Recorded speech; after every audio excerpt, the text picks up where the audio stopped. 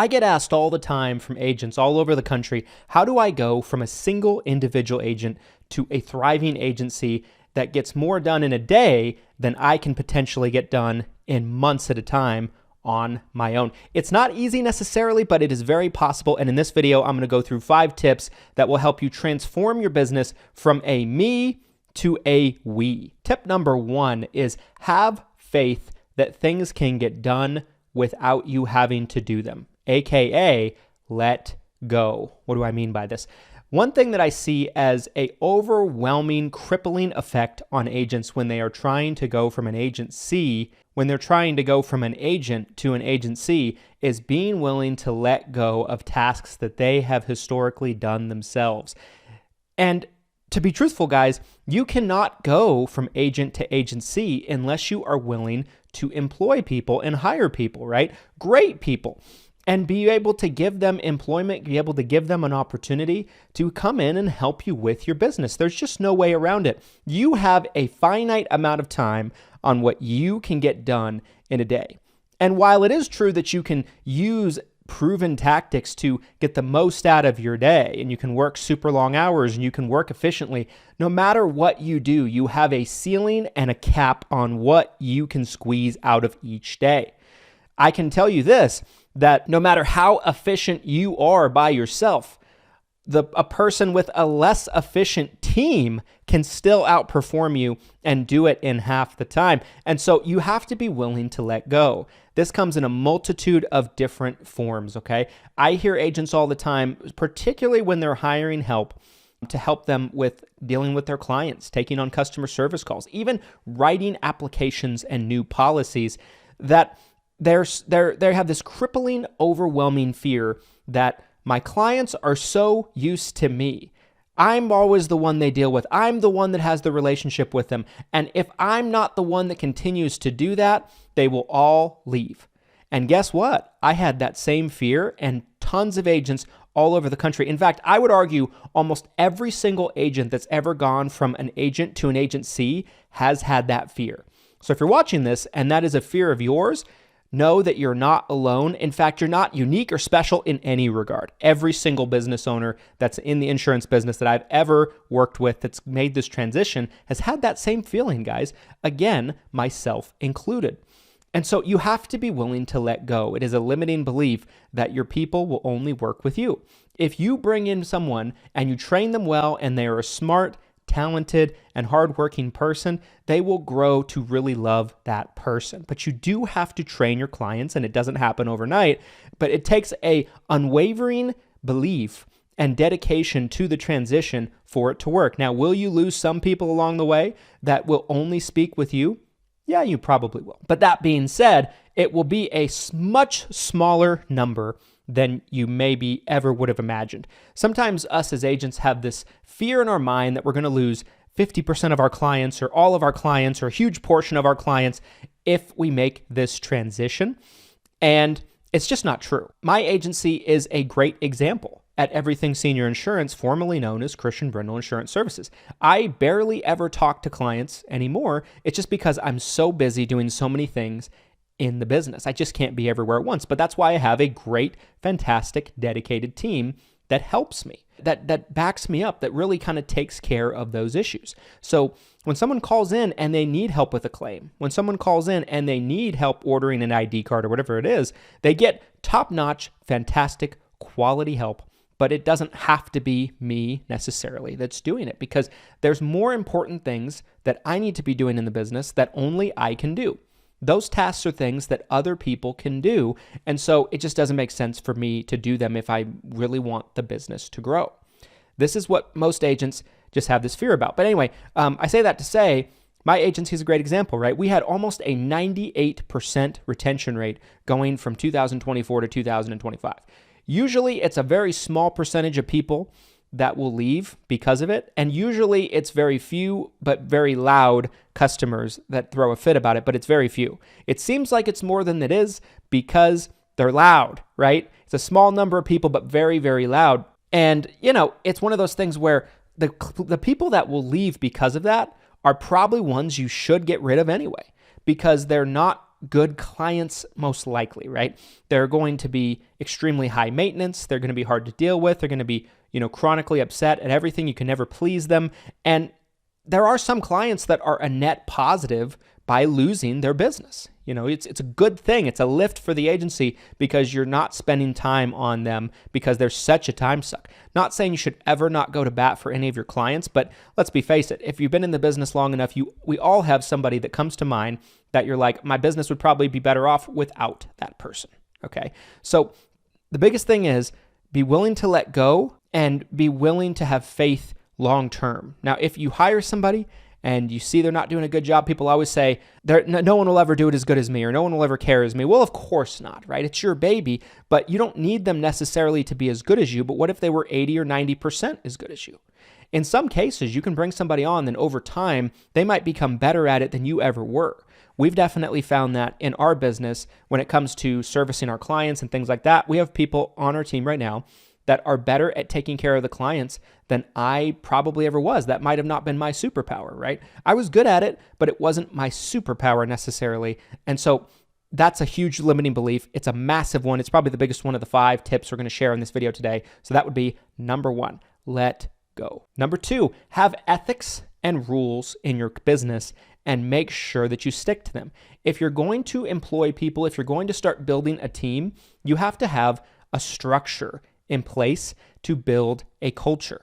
The reason why I say this is because if you don't have this, you're going to have really no direction and no culture, and bad things can happen when that takes place, right? You might not have a culture built up of fantastic service. You might have a very loosey-goosey business atmosphere where people show up whenever they want, they're not dependable. It's just, there's no structure involved. So you need to figure out what is important to me, how do I want things done, and you need to make sure that that is clear and concise and preached on from day one to your entire team. Because it's up to you as the leader, right? Everything that happens in the business from a culture perspective starts at the top and comes down. I've seen so many people that, they just don't want to be the bad guy. They want to be everybody's best friend that works for them.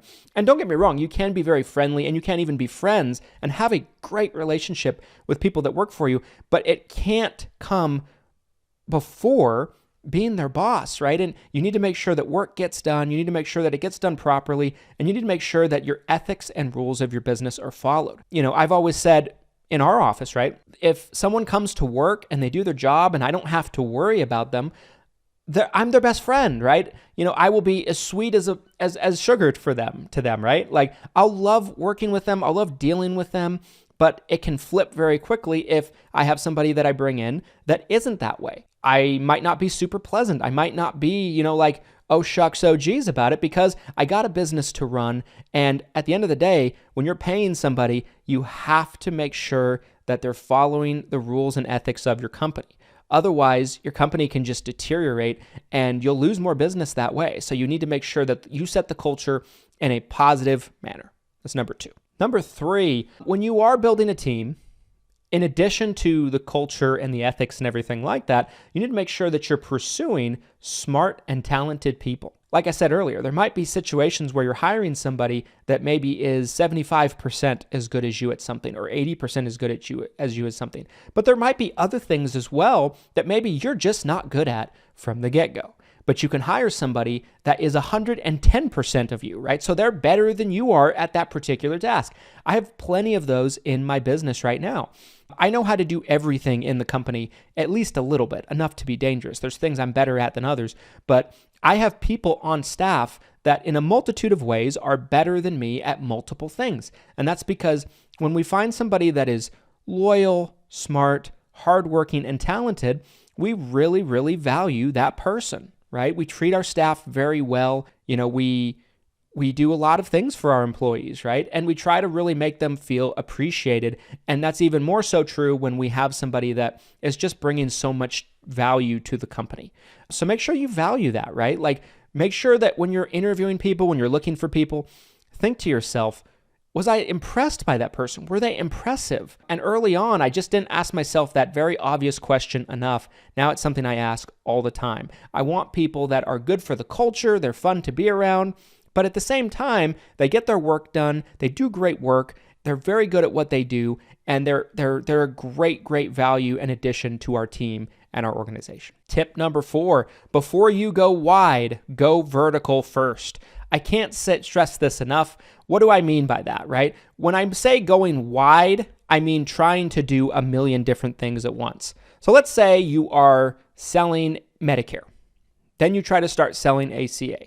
Then you start trying to sell life insurance. Then you start trying to sell annuities. Then you start trying to recruit agents. All the while, you've never really gotten too much momentum on any of these things. What I call that is you're going wide, right? You have this very wide business that is not moving vertically at all. You're so much better off to go vertical first. And then once you have started to achieve some vertical integration with your business, so for example to that would be if you are a Medicare producer, maybe you should focus on being the best Medicare producer you can be and dialing in your processes, your client acquisition processes, your cost per acquisition, your marketing, your lead flow, your sales processes, your systems, all of that stuff before you start adding all this other stuff.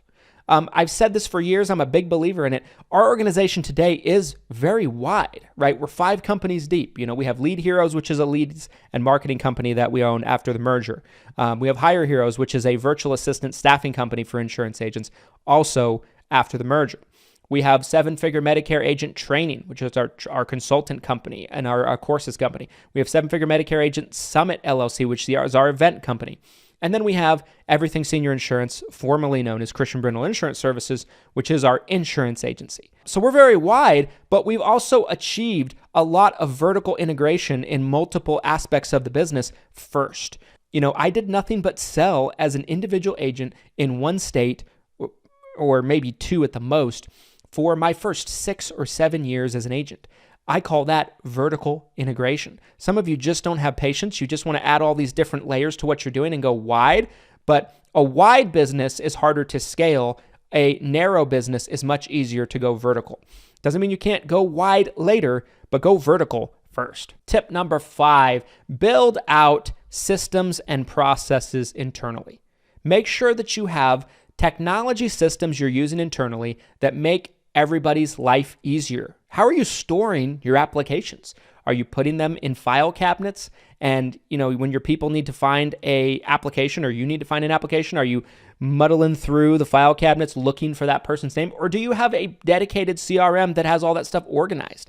Do you have somebody on your team that their job is to make sure that everything is cleaned up, accurate, everything's in there from, up-to-date data and everything like that? Do you have automation set up in your business, right? Setting up these systems and processes, standard operating procedures is also a great thing to have in your business. So everyone you hire on is very under the impression and very clear on what they need to be doing and how they need to be doing it. There can't be any question marks with those types of things. So having great technology tools and standard operating procedures, having those things together helps give direction to your staff. So when you hire people in certain roles, it's much easier to put people in and plug and play, and they don't have to guess too much, and they're not trying to build out their own way to do things. Don't get me wrong, they might come in and there might be certain things that if they're smart and talented people, like I said earlier, they can innovate your process, but they're not just going to go rogue on it because you have a direction for them to follow, and then they can get with you and say, hey, I think we could do better with this. I think we could do better with this in this way. It's a collaborative effort, but at the very least, they're going to know what the objective is at the end of the day when you have standard operating procedures that everybody is aware of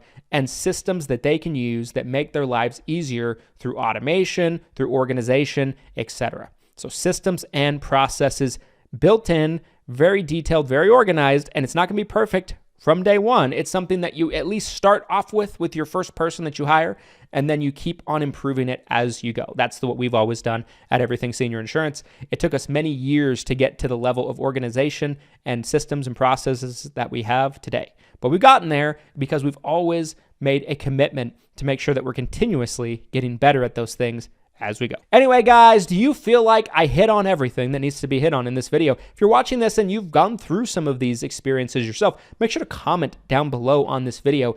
Do you agree with me? Do you disagree with me? Is there anything you feel like I missed? We'd love to have a dialogue with you about it. If you found this video helpful and you want to find more content like this, or you want to help other people find more content like this easier, make sure to smash the like button for the YouTube algorithm. We'd appreciate it. Make sure to subscribe. We put out weekly videos to help you grow your insurance business. And without further ado, guys, we'll see you on the next one. Thanks for watching all the way to the end. Here's to your massive success. Thanks, guys.